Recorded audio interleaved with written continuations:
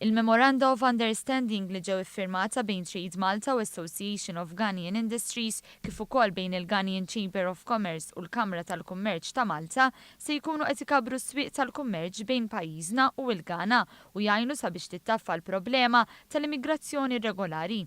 Il-Ministru għall-Affarijiet Barranin u l-Promozzjoni tal-Kummerċ Carmelo Abela għalma One News li l-ftehimiet iffirmati huma importanti u daqstant ieħor huma kruċjali d-diskussjonijiet. Fil-fatt, jiena informat ukoll li numru ta' kumpanniji bbażati f'Malta li ġew hawnhekk ġew għall-Ghana għamlu kuntatti oħrajn mhux biss waqt il-Business Forum imma kellhom numru ta' laqat fil-fatt tul il-ġranet kollha tal-viżit tagħna.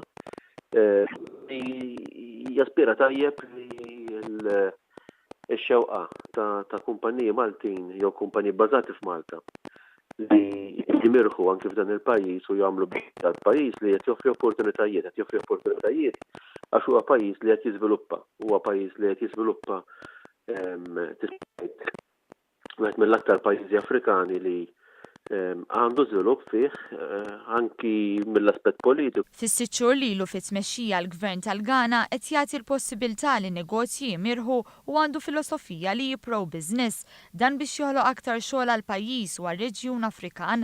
La darba jkun hemm aktar ġid fir-reġjun ikunu jistgħu jibdew jinelbu sfidi oħra. Aħna dejjem nitkellmu fuq l-ixu tal-immigrazzjoni pereżempju mill-Afrika l-Ewropa.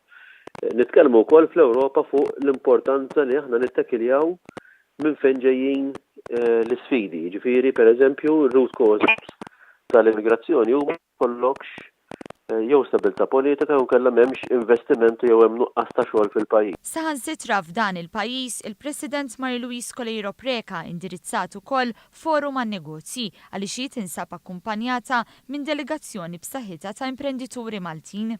Il-President Coleiro Preca sostniet li l-forum għan-negozju kien opportunità biex Malta tafferma l-interess tagħha li trawwem relazzjonijiet kummerċjali, kollaborazzjoni u sħubija bejn iż-żewġ pajjiżi u l-komunitajiet kummerċjali rispettivi.